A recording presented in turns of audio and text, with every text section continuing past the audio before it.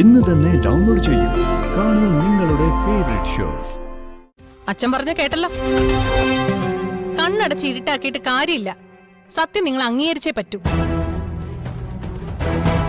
നിന്റെ വയറ്റിലെ കുഞ്ഞു തന്നെയാ ഇതിന്റെയൊക്കെ അടിസ്ഥാന കാരണം. അവരില്ലായിരുന്നെങ്കിൽ എന്റെ ജീവൻ പോലും എനിക്ക് തിരിച്ചു കിട്ടില്ലായിരുന്നു. അർച്ചനയും ധനുഷും സച്ചിയും ഒരുമിച്ച് പരിശ്രമിച്ചിട്ടാ ഇപ്പോ നിന്റെ മുന്നിൽ ഞാനിങ്ങനെ ജീവനോടെ നിൽക്കുന്നത്. ഭർത്താവിന്റെ ജീവൻ തിരിച്ചു കിട്ടിയെന്ന് ദൈവത്തോട് പ്രാർത്ഥിക്കുക, അല്ലാതെ ഇനിയും അവരെ കുറ്റപ്പെടുത്തി സംസാരിക്കരുത്. പെങ്ങളെ അളിയനെ എന്തെങ്കിലും പറഞ്ഞാ നിങ്ങൾക്ക് പൊള്ളൂന്ന് എനിക്കറിയാം. പക്ഷേ നിങ്ങൾ വിചാരിക്കുന്ന പോലൊന്നും അല്ല കാര്യങ്ങള്. അവര് ചെയ്യുന്നതെല്ലാം അവർക്ക് വേണ്ടി മാത്രം, അല്ലാതെ നിങ്ങളെ രക്ഷിക്കാൻ വേണ്ടി മാത്രം അവരിത്രയ്ക്ക് കഷ്ടപ്പെട്ടതെന്ന് ഞാൻ വിശ്വസിക്കില്ല. അങ്ങനെയായിരുന്നെങ്കിലേ എപ്പോഴും നിങ്ങൾക്ക് ഇവിടേക്ക് തിരിച്ചു വരായിരുന്നു. ആരെങ്കിലും എന്തെങ്കിലും പറയുന്നത് കേട്ട് അവരെ കുറ്റപ്പെടുത്താൻ ശ്രമിക്കുന്നതിന് മുമ്പ് കാര്യങ്ങൾ വ്യക്തമായിട്ട് മനസ്സിലാക്കാൻ ശ്രമിക്കണം. അവന്തി ഇങ്ങനെ നിന്നോട് പറഞ്ഞു തന്നതിന്റെ ഉദ്ദേശം എന്താണെന്നുള്ളതൊക്കെ എനിക്ക് നന്നായിട്ട് അറിയാം. അല്ലെങ്കിൽ നിങ്ങൾക്ക് സ്വന്തം രക്തത്തോട് തന്നെയ കൂറ്. എനിക്കെപ്പോഴും രണ്ടാം സ്ഥാനമല്ലേ.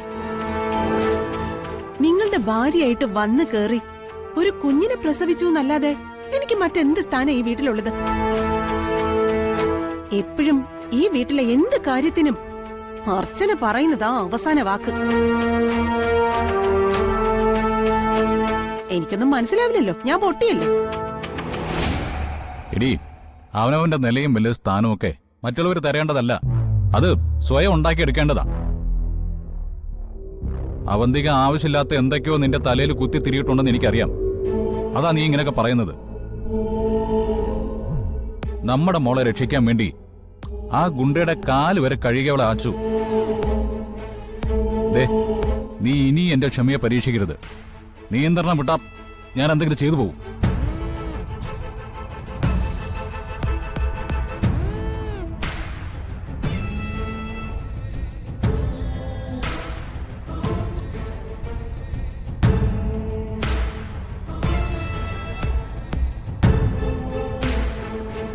അനുവേട്ട, ഞങ്ങൾ ഇറങ്ങ. അതൊന്ന് പറയാൻ വേണ്ടി വന്നേ. മീരടുത്തെ ഞങ്ങൾ ഒരിക്കലും കുറ്റം പറയില്ല. സ്വന്തം ഭർത്താവിനെ സ്നേഹിക്കുന്ന ഏത് ഭാര്യയായാലും ഇങ്ങനെ മാത്രമേ പറയൂ. എടുത്തെ എന്നെ എന്തും പറഞ്ഞോളൂ, എനിക്കതിലൊരു വിഷമമില്ല. പക്ഷെ ഒന്നോർക്കണം, അനുബേട്ടൻ എന്റെ കൂടപ്പിറപ്പാ. മറ്റെന്തൊക്കെ പറഞ്ഞാലും എന്റെ അനുബേട്ടനെ രക്ഷിക്കാൻ വേണ്ടി ഞാൻ ഒന്നും ചെയ്യില്ലെന്ന് മാത്രം എടുത്ത് പറയരുത്.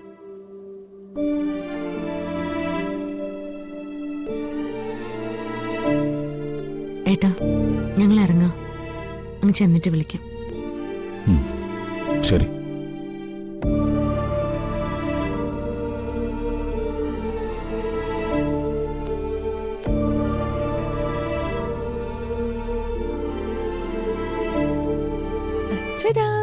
എന്താണ് മാവേ, എന്താണ്?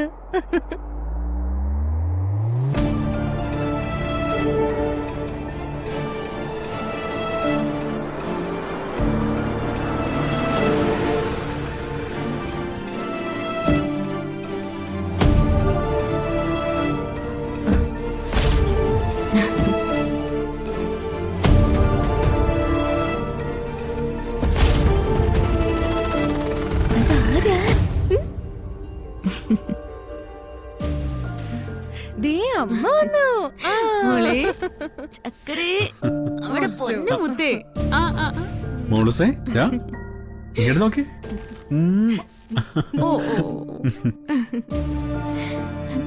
എന്തിനാ കരയുന്നേ?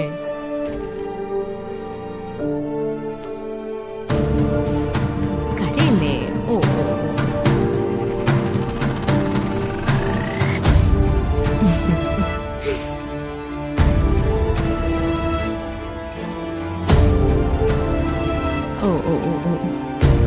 ഏട്ടത്തി ഇങ്ങട്ടാ. ഓ, ഒന്നുമില്ല. അച്ചോടാ, വന്നോ രണ്ടുപേരും? അനൂപിനെ രക്ഷിച്ച് വീട്ടിൽ കൊണ്ടാക്കിയല്ലോ അല്ലേ? പരിഹസിക്കുകയാണോ? അല്ല, നിങ്ങൾ ചെയ്ത ധീരകൃത്യത്തെ പുകഴ്ത്തിയതാ. ഇന്നലെ രാത്രി ഇവിടെ നടന്നതൊക്കെ നിങ്ങൾ രണ്ടുപേരും കണ്ടതാണല്ലോ.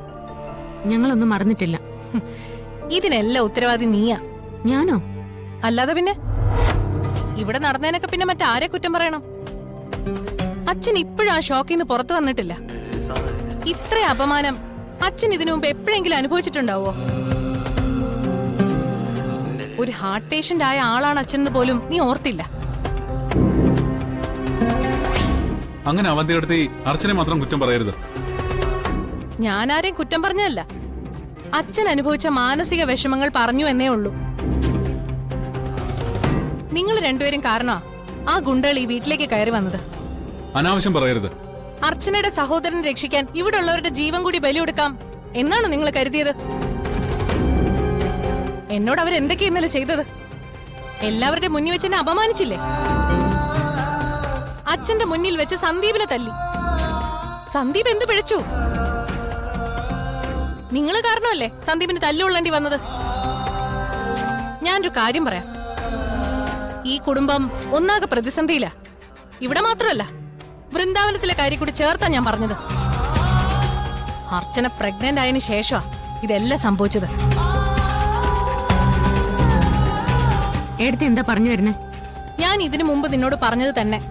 നിന്റെ വയറ്റിലുള്ള കുഞ്ഞിന്റെ ജാതകദോഷം തന്നെയാ ഇതിനൊക്കെ കാരണം.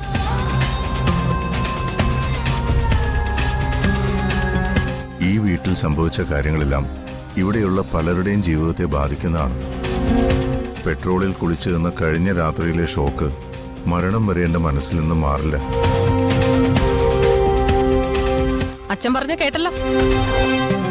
കണ്ണടച്ച് ഇരുട്ടാക്കിയിട്ട് കാര്യമില്ല. സത്യം നിങ്ങൾ അംഗീകരിച്ചേ പറ്റൂ.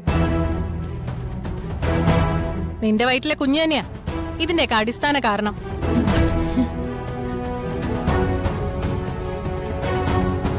അച്ഛാ, അവന്തിയെടുത്ത് പറയുന്നൊന്നും അച്ഛൻ കേൾക്കുന്നില്ലേ?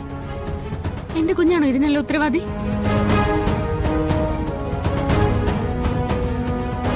അച്ഛൻ എന്താന്നും മിണ്ടാത്തെ?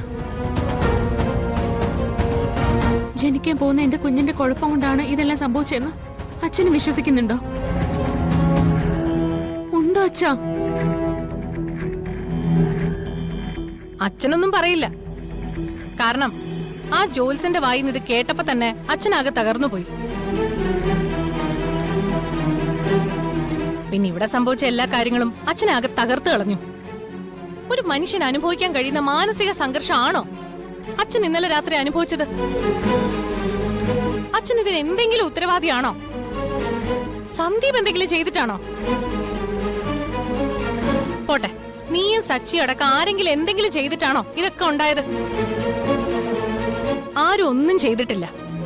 പക്ഷേ അനുഭവിക്കാനുള്ളതൊക്കെ അനുഭവിച്ചു.